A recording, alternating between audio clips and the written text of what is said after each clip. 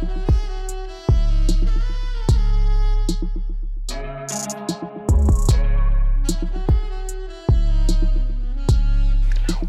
is up, everybody, and welcome to the EOM Combat Coverage podcast. I'm your host, Zoe Frank, and we got a fantastic episode for you guys today. To my new listeners, I appreciate y'all for taking the ride. Hey, make yourselves at home, y'all family now. Like, comment, subscribe. You know, you're part of the team. To my faithful listeners, I appreciate y'all for returning. We're going to continue to make those numbers rise, continue to do what y'all doing. It couldn't be possible without y'all. But like I said, today we have a banging show, a lot to cover. We're going to get right to it. As always, Holy Spirit, use me. Let's go. Well, guys, we got big news. The first ever fight card under the ESPN umbrella for the MVP brand has been released. If you guys don't remember, MVP, ran by Jake Paul and Nakisa Badarian, has the largest stable of women's fighters. Well, recently they had a lot of announcements come out, the Gina Carano versus Ronda Rousey announcement, and we have a bunch of other fights on that card that, matter of fact, that fight card did get released today. And, you know, we have Nate Diaz versus Mike Perry. We have a bunch of notable names like Jason Jackson, and we have Roble Despain. We have a bunch of names. I'll put the card up here because this news just dropped and I'm just getting the information back to you guys. So just based off of what I retained, we have some nice names on there. We have Chris Avalon there for sure. But it's going to be an amazing card. But that is going to be the second fight card under this ESPN deal, because the first fight card under this deal will be held April the 17th. And it will be headlined by Alicia Baumgartner, but she's not the only one on this card. It's a stacked roster of male and female boxers. Today on the podcast, we have the opportunity to speak with two of the boxers that will be competing on this card. And one of them is my guy, Alex Vargas. Alex Vargas is an undefeated boxer, ranked number 14 in the world at super lightweight. He's the WBA champion right now. We got talking and, he broke down how this is real life right here. Like, this is the mecca of sports. Madison Square Garden is one of the biggest venues to make a name for yourself in the sport of boxing. And being that it's on ESPN could jumpstart and drive his career to a level of where he would never have to work another day in his life. This is an opportunity that comes once in a lifetime, and he plans to make the most of that opportunity. He had a heartfelt message. He had a deep conversation with me, and I'm excited for you guys to hear it. So we're going to get right into it. Here's my conversation from earlier this week with Alex El Toro Vargas. Does it get in the news? I mean, it was crazy, because we were supposed to fight originally, at the Paramount out in Long Island, which is a good venue. Okay. I saw a lot of tickets there. That fell through. And then they were looking for another venue. That kind of fell through too. So I was like, all right, this might not be happening. And then all of a sudden, my promoter called saying that the Garden, it looks like it's going to be a go there. And I was just like, no way. I just didn't believe it. And then, I got the contract to sign it. And then it was like, wow, this is happening. And then with the announcement yesterday, that's when it really felt real. So it's a dream, it's every fighter's dream to fight at the Garden with a main event on the card. It's just, the venue speaks for itself. So it's happening now. I'm excited. Now, it fell through before, but was it always going to be an MVP fight, or did they take it on after it fell through the first time? No, it was my promoter being Star Boxing. It was just going to be his show. And then MVP, took us on. And, I'm really, really lucky for that, because with MVP, a lot of fighters, beg and try to get on those cards. So I'm fortunate to be on it. Okay. How long have you been with this promotion? Star Boxing, I think I signed with in 2021, I believe. I fought on a few of their shows and then, negotiating contract for like a year or two. And then we just decided to sign a contract and move forward with them. Okay. Do you have a history with your opponent? Was it something that you wanted to make happen based off of previous encounters, or was it just something that you liked the matchup? It was one of those I knew it was gonna happen at some point because we have the same promoter, same weight class. I remember one time when I fought the main event at the Paramount, he was a co-main event, so I knew at some point we were gonna cross paths. Cross paths, So um, I was expecting it. I didn't know when, but it's here now. Yeah. So now on the business side with MVP, is this like a one fight deal or is it just something where your promotion is assisting with helping this event go forward? Um, so we're the only fighters from Star Boxing on this Okay. card. Um, so they're kind of assisting each other. I sell a good amount of tickets in New York, so that helped get me on. Bringing people to the fight, and then it really comes down to me giving a performance. If a lot of eyes are going to be on it, a lot of big names, a lot of promoters. I give a good performance that'll open up a lot of doors where they're going to want to do like the one fight deal and put me on another big card like this one and keep moving forward that way. Right. And I mean, just looking at your track record, man, I mean, for the past 2 years, I'm not sure if it raised up by now, but man, you were number 14 in the world in the weight class. And I mean, your star power is just like getting started. So where do you think getting the job done for this event will take your career? What's next for you? Like, what are you expecting? I mean, this is really big for me because I did have the world ranking and the WBA title. Um, that was, a couple of years ago though, because it was just tough, working full time and being able to train and, keep competing at that level and getting the days off. So I kind of, I didn't stop training, but I pulled away from the boxing aspect. So this is huge for me because now, after a layoff, most guys wouldn't take a fight like this at this stage against another undefeated opponent. Um, I just looked at it as like, why not? Like, too many guys are scared of losing their zeros in boxing and want to pick and choose their fights. So after a 2.5 year layoff to come back in, beat an undefeated opponent, put on a good show to get me right back into the mix. Instead of getting like a warm up fight, a tune up fight, I don't care. I'll jump right back into it. Yeah, I mean, just breaking the fourth wall here. Whenever I reached out to you, I got to see the full card announcement, the full drop, and this was the fight that excited me the most, just based off of resume, based off of record, and based off of what's at stake. Because I mean, we're not going to belittle the importance of this fight. I mean, both of you guys' careers could skyrocket based off of your performance for this night. So, I mean, I was speaking with my dad and I was like, man, I'm excited about this one, man. And I mean, I really like what you have to offer and what you're bringing to the table. I know a lot of times whenever fighters get into these type of fights, they feel like they have to prove something to the audience as far as putting on a spectacular performance.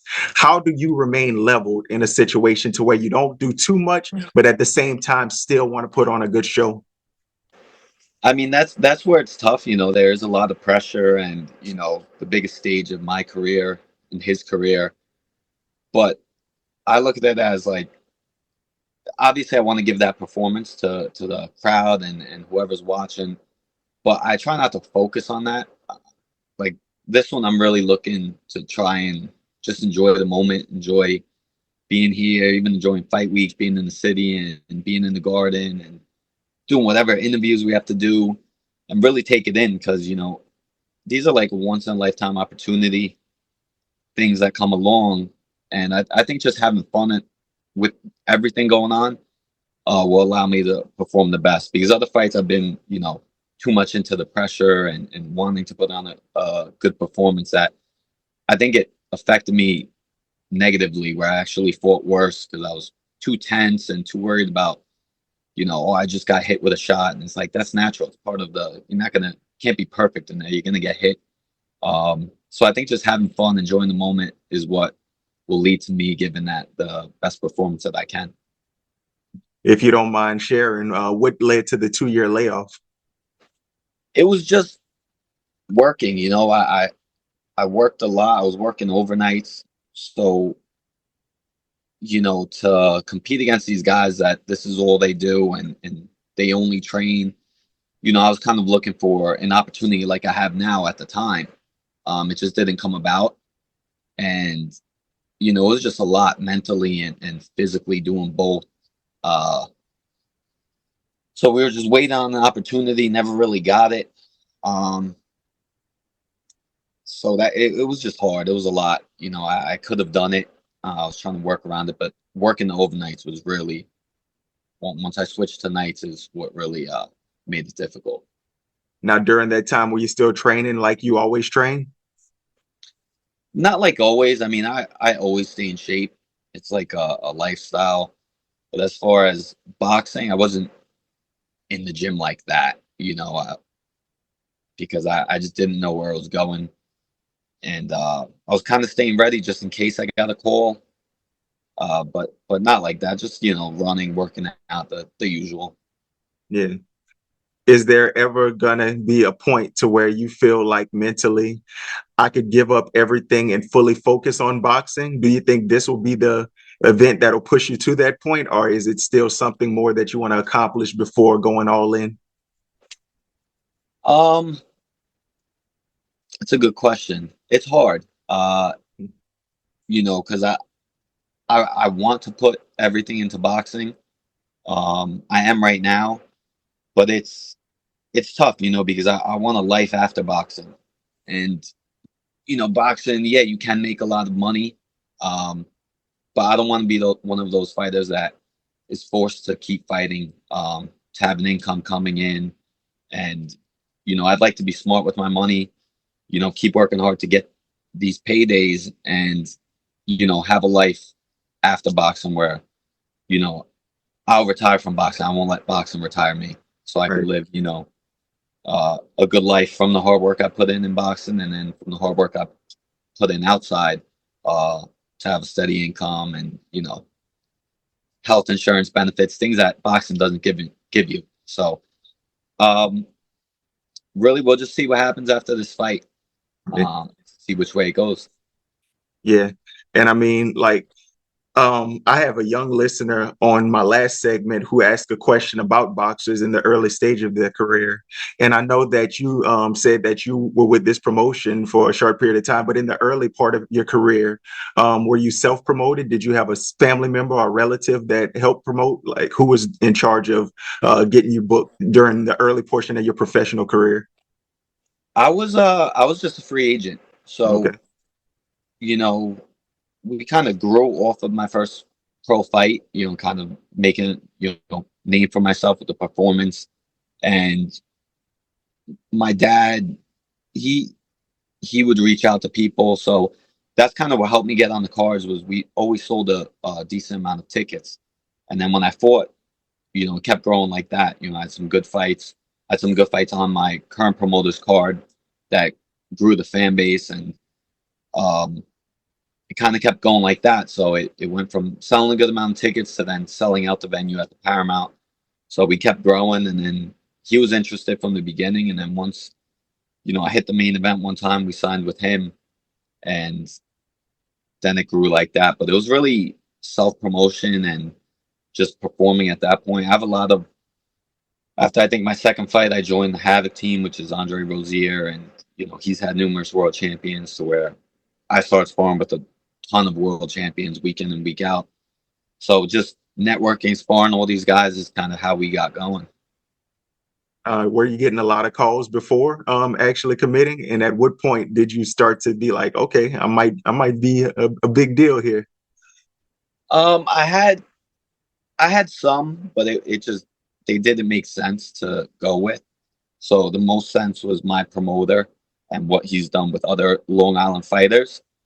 Um, and then even when I did sign though, I was like, all right, when you keep winning and it's like, when is this gonna take off or am I gonna get an opportunity?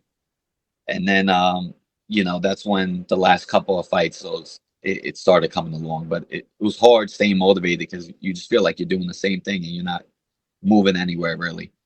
And then fortunately kept growing, got a big win and then fought for the title, won that, got the world ranking. And then that's when I was like, all right, that now we're getting somewhere. Is your dad still pretty hands-on with assisting in your career? Does he still have the chance to be able to work with your agency? Yeah, he helps manage me. He's one of my trainers. He does, like the t-shirts. We do t-shirts for every fight. So whoever buys a ticket through us, each ticket comes with a t-shirt. So he'll get those designed, get the sponsors for those. And yeah, I train with him every night, and then we have other people that help out. And so yeah, he's still very involved. Mhm. How do you think, what do you think is the importance of a fighter being able to be hands-on with how their career is managed? Because I know also, you'll listen to fighters who made it to a main stage and they'll be like, oh yeah, I'm not sure how long my contract is. I'm not sure what I'm actually bringing home. But what's the importance of a fighter that's at your stage in their career to know the exact specifics about what's coming in? That's where it's really hard because it is a very dirty sport. Like I said, you don't know the total amount of money and how much you're getting, how much the promoters are getting. So as a fighter, I think it's just important to have the right people around you that are gonna look into that and take care of it, because I don't personally, I don't like to know about that stuff. Like I want to focus on the fight and not be stressed out about finances and things like that, because you're stressed enough about the fight. So to add more of it, I don't like to get involved. So I think it's just having good people around you, trainers, managers, whatever it is that you can trust, that are going to get down to, you know, whatever the finances are. If you're, being done wrong in so many different ways. I mean, from not getting the gloves you want to fight in to arrival time. So just having the right people that are going to handle those things and take it off of your plate so you can focus on the fight. From your point of view, for an opportunity like this, is the opportunity more important than the money for an event like this? I think so. I think for myself, this is the biggest stage I've been on, biggest network I've been on. So it's about winning this one to open up a ton of other doors and opportunities to make more money, get bigger sponsorships and things like that. So this is, I feel like there's always one opportunity that leads to those things. And that opportunity, I feel like you can't worry about the money. Just worry about, the opportunity you have and taking advantage of it. And everything else will come with that after you get a good win. Yeah. I work with gyms in the local area, and me and the coach was talking just today about how people don't realize what fighters go through, the expenses that come with it. And he decided to drop everything and go all in on his career, but it's really taxing on the pockets. And I could really commend you for being able to have that mindset of, I got to work, I got to grind, but I'm still taking this seriously. So salute to you on that part. But even after the fact of you going in full time on this and turning it into a thing, because I'm already speaking it into existence. You're gonna be big, man. I Yeah, mean, thank you. just the work speaks for itself. But even with that, is there going to be a point to where the opportunities itself will grow into you requiring more on the promotion side, or how does that necessarily work with venues? Because I mean, like you said, this is a big stage in itself, and you've been a headline fighter, you've headlined cards, but when do you actually start making your own demands? I think in boxing, I mean,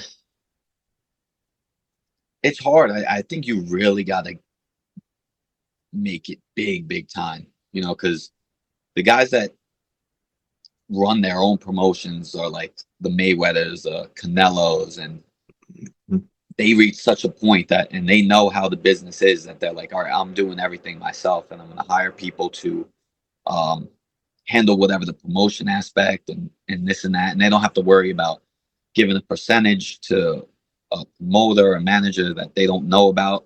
So I think you have to really, really blow up and be one of the big name fighters in the world to kind of go in that direction. That's why it's tough, because if not, most fighters would do it. Right. Right now during this camp, are you still working nights? No, no. Right now, I'm actually not working Okay. right now, so it's just solely focusing on the fight. Congratulations. Thank you. Yes, sir. So even with that, so after this fight is settled and everything like that, do you plan on being more active? Do you want to get another one in this year, or is it going to be a thing where you're not going to take another long layoff? What's your expectations? Yeah, I definitely don't want another layoff. You know, it's not good for a fighter to take a layoff. I've always done it my whole career just because either I was working or going to school, so I had to step away. But at this point in my career, I'd like to get right back in the ring. Avoid any cuts or injuries in the fight, and get back in the ring. On hopefully another big opportunity show. How old are you? I'm 30, and then I'm turning 31 April 2nd. So, Okay. Layoffs. At this point, like I said, layoffs wouldn't be something I want. Yeah. And do you have any kids or anything like that? No, nothing. Not yet. Oh, Not yet. okay. Yeah, no, that's cool. So you really do have the opportunity to, navigate your career the way that you want. Yeah. Now, has boxing been a lifelong thing for you, or did you start, did you start as a kid, or was it something that you picked up later on in life? Yeah, I started really young. I mean, I had my first fight at 9. I think I was like 6 years old in the basement boxing with my dad because he used to have like the Tyson fights on. I'd watch it, and naturally, we would just spar each other. When I was tiny, so had my first fight at 9. So I started young, but I didn't have a big amateur background, like people think. I fought, but like I said, I would constantly take breaks from playing other sports or um, school, things like that. So I would fight and just take a layoff, come back, and then win a big tournament. And that's how I'd kind of keep my name in the mix. And I take a layoff, come back, do it again.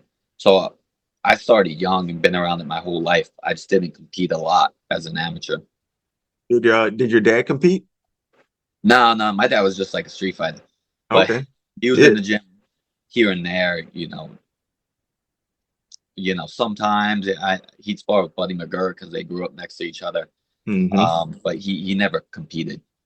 Yeah. Now, did he run a gym, or were you guys training out of a gym whenever you were just getting started? When I was just getting started, train at home and then trained out of a gym. Okay. Veterans Memorial, freaking, went there, and then we go to a few gyms on the island and just work from there. Who decided that you were at the point that you were ready to compete, like in the Golden Gloves? At what point did it get to the point where they were like, okay, let's try it out? Well, the Golden Gloves that was just like a dream of mine, and that was Mhm. really the only thing I wanted to accomplish in boxing at the time because I used to go to the Garden and watch the finals, with my dad or the amateur fighters that were in the gym. So I used to always go and want that chain, and it was the oldest tournament like in the world, and it was just huge. So that was just a dream of mine. And again, I hadn't fought in like 4 years, but you had to be 17 years old to compete in it. So high school, I was just playing football, wrestling, and then I turned 17. I was 17 my senior year, so I didn't wrestle that year, and I just jumped right into the Golden Gloves because I was like, that's just something I always wanted, and I jumped into a big weight class that I shouldn't have been in, but it was just such a dream of mine that it wasn't even like, am I ready? I was even like, can I win this tournament? Like I knew how big it was. I haven't fought in 4 years. Um, so it was just one of those that we just jumped right into. So it's just a process like that. It's no like build up of you fighting in certain matches to qualify. It's just like, man, let me just go fight Golden Gloves and So yeah, the Golden Gloves was like a single elimination tournament. So it's hmm just like I think there were like 64 guys in my weight class that year, and that's it. You fight, every 2 weeks you're fighting a guy. You win, you move on. You win, you move on. So and you lose, you're eliminated. So I just kept winning. I think it was like 5 fights, and then I went to the finals and won that, and then won the best fight of the tournament. So that was a dream come true right there. So your goal was never to go pro, or was that an intention? I know you said that, the main goal at the time was for you to win the Golden Gloves, but did you have a dream after the Golden Gloves in boxing, or was it like, well, after that, I'll just see what's next? Yeah, after the Golden Gloves, I mean, I was like, I'm 17 years old. I was fighting grown men in that tournament, and I didn't fought in 4 years, and then I won, made a name for myself. I wanted to go pro. Um, soon after that, just probably stay busy and then turn pro. But my parents, like I said, wanted me to be sure I have a life after boxing. So that's when I stepped away again and went to school and got my degree. But while I was getting my degree, I remember like watching fights on TV with my roommate, and these were guys that I was growing up with fighting in the amateurs and seeing them and where they're at. And I just remember telling my roommate one day, like once I graduate, I'm going right back. I'm gonna get right back into it. So it was after the Golden Gloves that I was like, I want to take it further. Um, and then once I graduated, I just went right back to the gym, and that's when I got into it. I did one tournament and then just turned pro right away. Yeah. Were you good in wrestling? Was that a avenue that you felt like you could have went in as well? Yeah, I was good at wrestling. I just, I wasn't focused on wrestling at the time. Like throughout high school, there was a lot going on. Um, so I was always playing sports. I didn't look as wrestling as something I wanted to continue with because it was only high school and then college for wrestling. There's really, I mean, there's the Olympics, but it's just it wasn't like that for me. What do you think would have been in a street fight, an MMA guy or a boxer? That that's always a tough one that people argue about.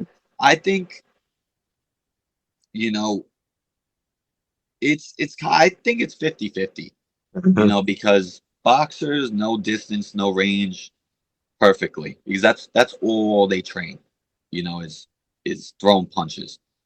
Where the MMA guys kind of balance everything. They can't just focus on one thing. So the striking is definitely better on the boxer side, but guy takes you down and you never wrestled or did anything in your life, it's over. So I think it's 50-50. If boxer lands a shot on that jaw perfectly placed, knocks him out, it's over. If the guy takes a shot, takes you down, then it's over. So I think it's one of those. It was a question that I ask all my MMA guys. You're the first boxer that I got to ask the question to, but you gave a typical boxer answer. But Yeah. nah, there's some boxers though, like Bud, who trained wrestling, and in a street fight, I wouldn't think somebody would just initially go for the clinch, but if you have somebody who at least knows how to wrestle or Yeah. grapple, I think a boxer could do well in a street fight. But yeah, the tools that an MMA fighter works with, they could start kicking and doing stuff like that to where it might be a little Yeah. different and a little more difficult to defend. Yeah, that's the thing. I think he's trying to negate whatever an MMA guy does because, street fights aren't long, Hmm. so like Bud, he was a very good wrestler. Yeah. So a guy like that, if you try and, take a double leg shot on him or something, you know, he's gonna negate it for the first part, and street fights are usually broken up by then. So if you could hold a guy off that did grab you, you'll be all right. But Bud was a really good wrestler. I don't think many fighters even have a wrestling or ground game background in boxing. Yeah. Who in boxing inspired you coming up, and who, as of late, has been impressive to you? It was Tyson. Tyson's always been my favorite. That's like I said, my dad would have his fights on in the basement. That's how I wanted to do it. So Yeah. it's Tyson. It'll always be Tyson. Okay. Now it's tough now. I think I always forget it because then when I'm done with the interview, I always remember. Yeah, the Um, landscape of boxing is completely different now, and I'm like that too. It'll like come to me later, like I'm like, oh man, it's real obvious who I thought, but yeah, I know, it's a lot of guys like David Morrell just because he's a southpaw and he's taking big fights and Bam Rodriguez. I like him a lot. me too. You know, I just like their styles and the way they fight. Hmm.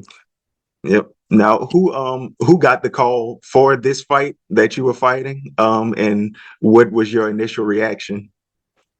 My dad got the call. Oh, And, cool. you know, like I said, I didn't think I was fighting. Hmm. And he told me, he's like, hey, I just, Starbucks and Joe DeGuardia just called. He said, looks like the Garden's going to happen. I didn't hear anything about the Garden. I was like, what? He's like, yeah, April. He gave an April date. He's like, I'm not sure what date, but he said he's trying to finalize it by the end of this week. I'm like, yeah, no way. I'm like, I don't believe after two fights falling through and, the way boxing is, I'm like, how is this randomly going to happen on the Jake Paul show at the Garden?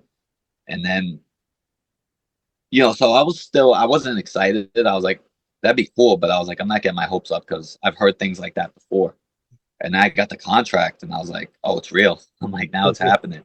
So yeah, he got the call, told me, and then they sent over the contract. And we knew for a few weeks now. We were just holding off on the announcement until Yeah. they did it yesterday. So now it feels real. Like even without the announcement, you're kind of like, is this going to happen? Is something going on with the card or and whatnot? And then finally it was announced. So could now relax and just focus on the fight.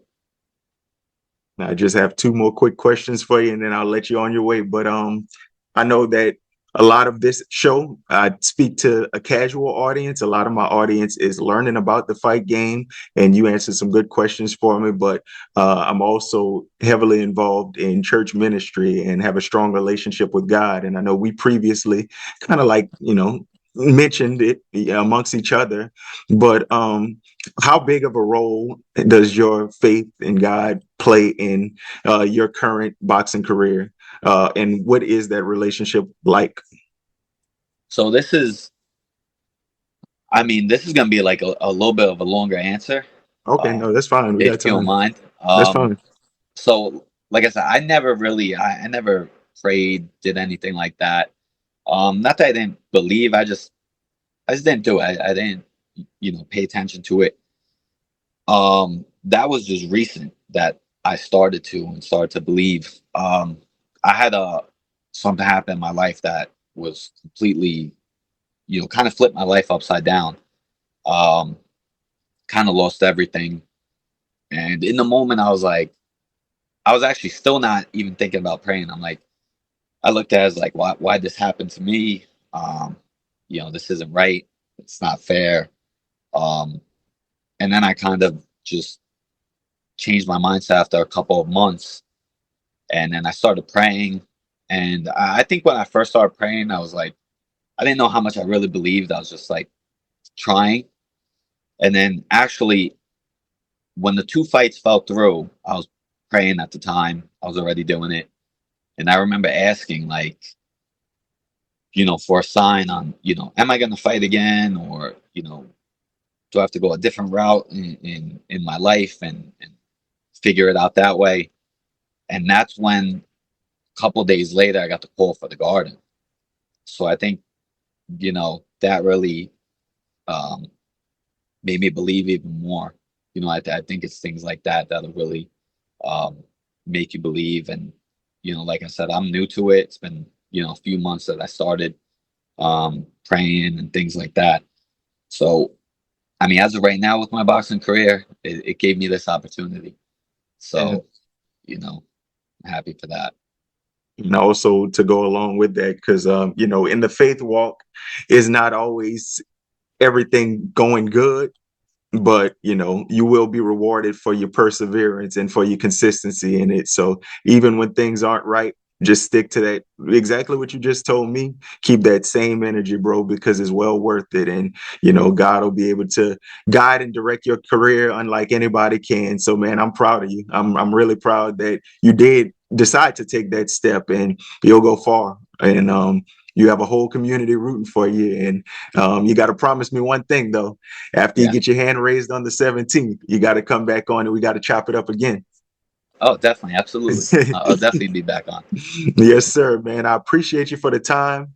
I appreciate you for everything you got going on. Prayers and blessings to you and much success in your career. Ladies and gentlemen, we had Alex Vargas, who's fighting live April 17th at the Garden on ESPN on MVP's card. This is the first event that MVP is having under the ESPN deal. So check him out. This is a big deal for him and his career. And we're wishing you nothing but the best, brother.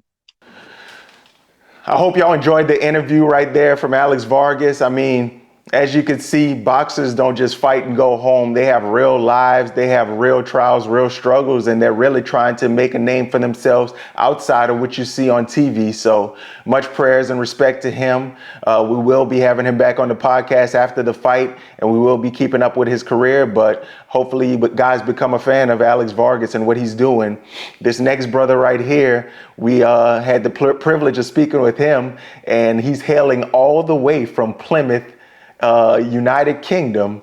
And so we took a trip to England, guys, and we got the chance to speak with Connor Adaway, who is also on the card, and he's looking for the same opportunity, looking to make a statement, make a name for himself in the world of boxing on the biggest stage. You know, he's fighting on ESPN for the first time. He's fighting at Madison Square Garden for the first time.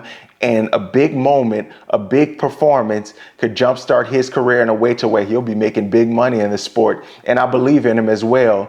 He's got to fight in Thailand. He's got to fight in the States as well. And currently he's on a nice winning streak right now with some impressive wins that put him in position to be on this fight card. So here's my full interview right now with Connor Adaway. Hope you guys enjoy it. So what's going on, brother? How you feeling this morning? Yeah, really good, mate. Really good. How are you? It's morning for me. It's like 7 in the morning. So I know we on a 5-hour time difference. This is my first international interview. So you're family now. I appreciate it. Yes, sir. Yes, sir. So how you feeling? How is it coming out? Because I know it's been a few days now, but how have you been, and how has the response been that you've been getting back since the release of the news of the big fight? Oh, it's been amazing. Obviously, for me, it's a dream come true, and it's really the pinnacle of boxing to fight at Madison Square Gardens, you know. And obviously, I'm from Plymouth, and Plymouth down in the bottom end of England, you know. So it's not really something that happens to people like me, you know. So yeah, the support's been amazing. It is just a dream come true. Yes. Do you feel like the timing was on point, or I know, like, just based off of like what you faced, like you faced a little bit of adversity and you came out back with 2 solid wins, man, 2 impressive wins. So did you think that the timing like was now, or did you think you had a little more work to do before you got to this point? Yeah, no, like if I'm honest, I feel like I'm ready for this opportunity. I mean, I've had my ups and downs, but the lessons I've learned along the way has prepared me for this point, you know. So yeah, like I said, I'm on a great run. I've got some momentum now, and I feel like this opportunity is the perfect timing for me. Yes. Now, this isn't your first fight in the U.S., but is it your first fight in New York? Yes, first one in New York. Yeah. Okay. Now, do you think the level of competition where you're from prepared you for the level of talent, because you've been having your way with these U.S. opponents, man? I mean. I back myself. I know how good I am, you know, and like I said, I've had to do it. I've had to do it the hard way, you know. I've been on the road. I've fought all over the world, and I've been in such big tests. You know, I've had to fight out in the outside heat of Thailand. You know, 35-degree Celsius temperature. I'm not sure what that is in Fahrenheit, but I know it's hot. You know, and I feel like I'm fully prepared for this opportunity, and. Like I said, I've had a look at the opponent, and he's a good fighter, but I believe my style is he's made for me. Right, and it's a clash of 2 styles, because he's more of the aggressive power puncher, and you're more of the skilled, technical, I'll make you look bad type of fighter. So, yeah, the matchup is similar to one that you faced in the past, but you know, every fight is different, and you know, you should feel well prepared for this one. Of course, he's I mean. Like I said, I've had a look at him, and he is a good fighter. And I just think that'll bring out the best in me, you know. A little bit of fear in there, you know. Yeah, it's just pushing me that extra mile in training. Yeah, definitely. Now, who got the call for you that you were going to be on this card? So it was my manager and my promoter, STB Management and R&B Promotions, Alex Barbosa. They were the ones that got me the opportunity. Obviously, I've had my last 2 fights on his show, and obviously I've performed well, and yeah, we're ready to step it up now. Okay. Now, did you know that were you preparing for something before you got this call, or were you just working out, training, waiting for something to happen? Um, I mean, I was in the gym, I was training, and yeah, like I was supposed to fight in April, but a few things happened. No, not in April. Sorry. I can't remember what the date was. It was either March or February. Okay. But I was preparing for that, and then that got cancelled. So, but they told me to stay ready because an opportunity will come, and that's exactly what I've done. I always stay in the gym all year round anyway. So, if they told me I was fighting in 2 weeks' time, I would have been ready for the opportunity. Are you under contract? Did you being a part of this card, did it put you under contract, or is it just a one fight deal? How does that work for you? Yeah, no, this is a 1 fight deal. Obviously, um, for me, the platform was bigger than anything else, you know. But this is my chance. This is the platform I've been looking for, and the platform I get to show what I can do. Yeah, definitely. Do you feel like it's important for you to wow the crowd and put on a performance that'll be remembered, or Yeah. are you trying to stay leveled and stick to your game plan and just get the job done? I mean, winning's the main thing, you know. I'll do everything in my power to win, no matter what it takes to do it. But um, I'm a confident fighter, you know. I like to have fun in there at the same time, and when I can hear the crowd enjoying it, it makes me enjoy it more, which makes me perform better. So I don't know. We'll see on the night. It depends how good this guy is, you know. But yeah, yeah. No, I do like to have fun in there. So I'm sure I'll put on a good show for the crowd. Right. So this far out from a fight, you have the announcement, you're already in the gym. What is the process like right now? Like, what are you working on? Is it heavy sparring? Is it a little bit of game planning, doing your homework? Where are you at right now? Yeah, I think obviously 4 weeks out now. I'm in the thick of it. So we've upped it now. So the first maybe 3 weeks was sort of finding my feet in the gym again, um, taking over. But now's the time where we're stepping up and getting all the hard sparring in, and yeah, preparing as best we can. Like I said, I know, like I respect the guy I'm fighting, Elon. He's clearly a good fighter, so I've got to respect that. So I'm taking my training very seriously. I have a lot of casual listeners and people who are getting familiar with the sport just from listening to this podcast, and they always come with a lot of questions to me. And one of the main ones is they feel the need to know how important it is for a fighter to be aware of their actual contracts and their actual career. Like, how important is it for a fighter to know what's going on in their career, whether it is them knowing the specifics of their contracts, how much they're getting paid. Are you really hands-on with that stuff? Because I spoke with another boxer a few days ago, and he was like, just the stress of being prepared. I like to just put that in my team's hands, let them deal with it, and me not think about it at all. But how do you feel about that? Yeah, you know what? I feel exactly the same way. And if I'm honest, I was sort of, before I came to America, I was sort of doing everything myself, and I didn't have any contract with anyone. I was sort of just taking. I just wanted to earn a bit of money and travel the world and box. I love to box. I like to earn some money at the same time, you know. But the guys that are with me now, I've put a lot of faith in them, and I trust them.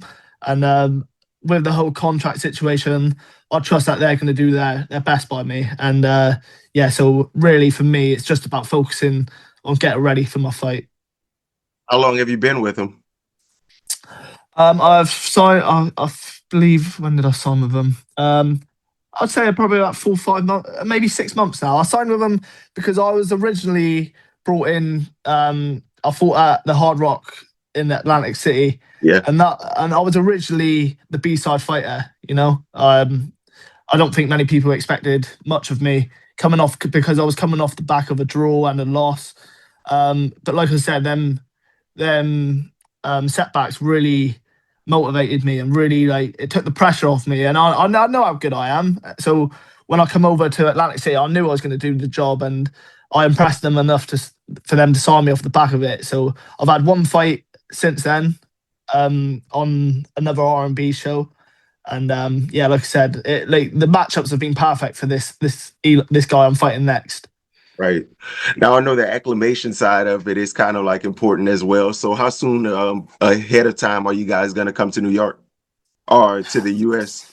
Yeah, I'd say about a week. A week? I think a week's perfect for me. Like I said, I boxed in Thailand, and the time difference was crazy, and like, I was there for 10 days, and I don't even think that was enough, to be honest with you. It took a long time, but in the US, it's about a week's perfect.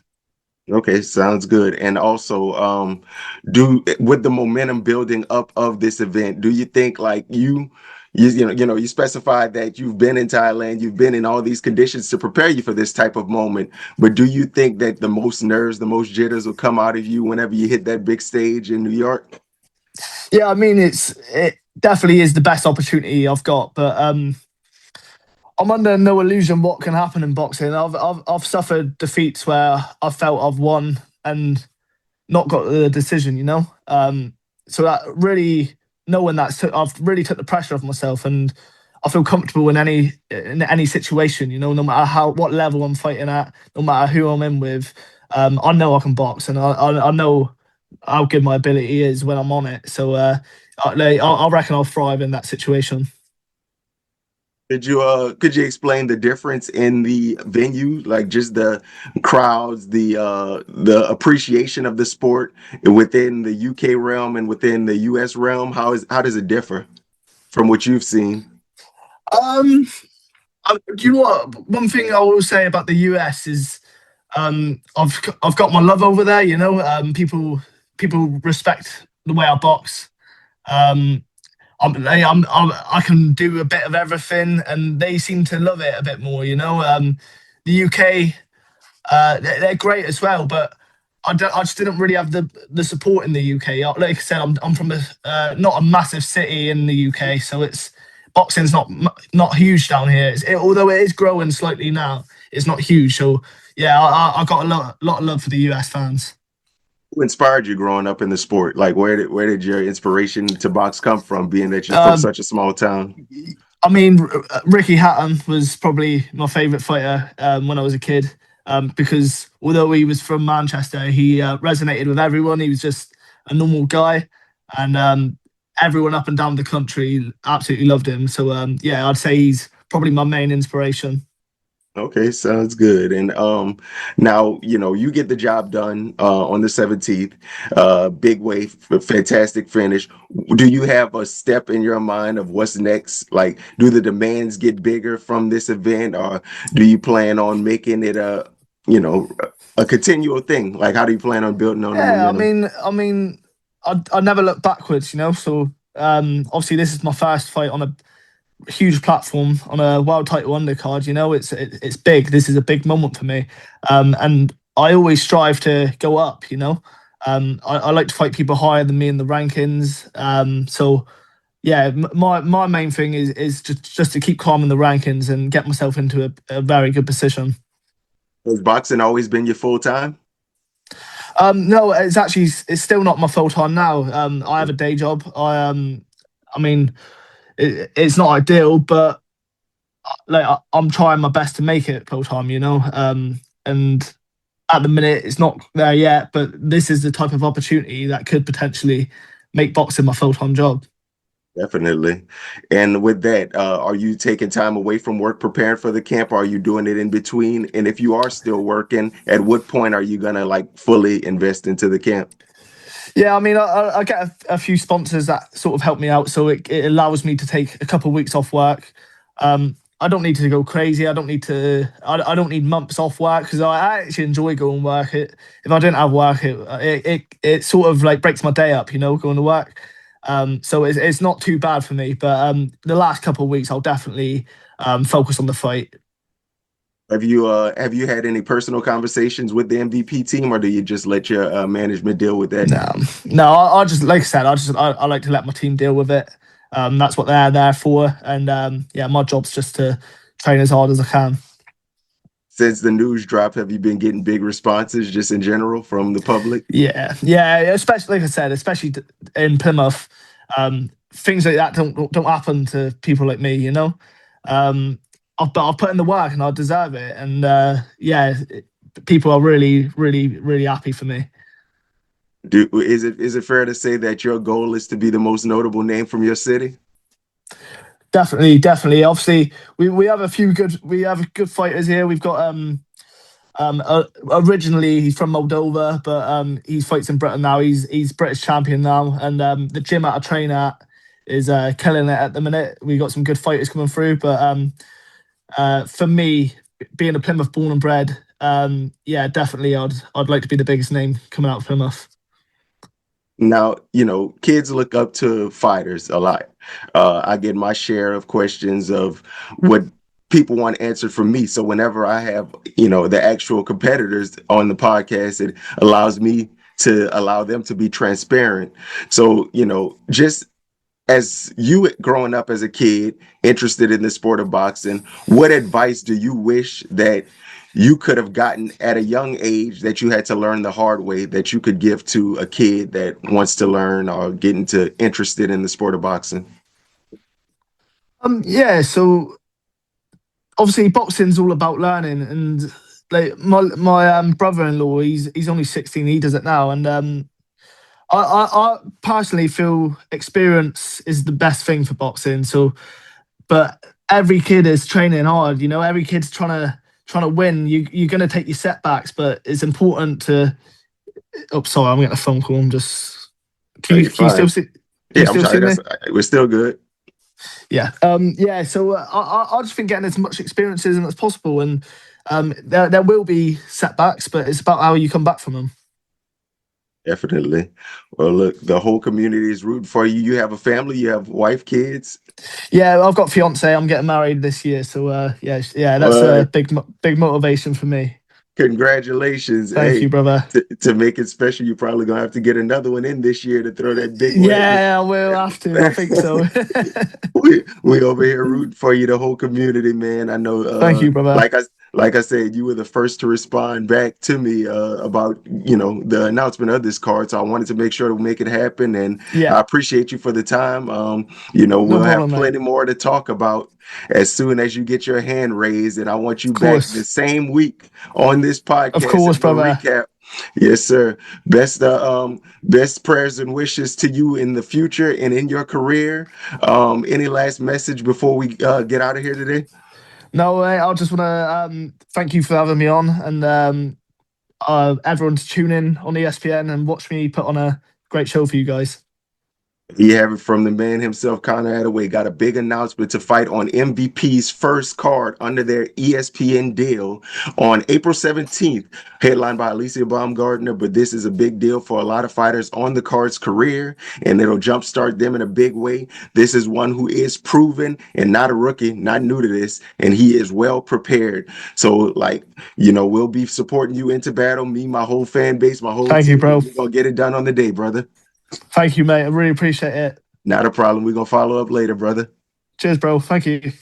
Hey, if y'all didn't become a fan of a new fighter today, I want to know something. These are two good guys, two amazing stories. It was condensed, I didn't want to take up too much of their time, but I also wanted y'all to get a perspective of what these guys are feeling initially after the reaction of the news that came from the big fight. These guys are hungry for this moment. They've been preparing, as you heard, ever since they were little kids. And now that moment has finally arrived. And I was honored and I was very grateful to be able to have the opportunity to get their perspective. Hey, I know we do one show a week normally, guys, but this week we'll have a few of them. So this won't be the last time you hear from me. We'll be covering more of this fight card as we go on, and also a few more things going on in the world of MVP, Most Valuable Promotions. And hey, guys, we just getting started. Continue to like, continue to share, continue to subscribe. And I appreciate y'all for everything that y'all do. We'll be back sooner than y'all think. I appreciate it. Stay tuned. Love y'all.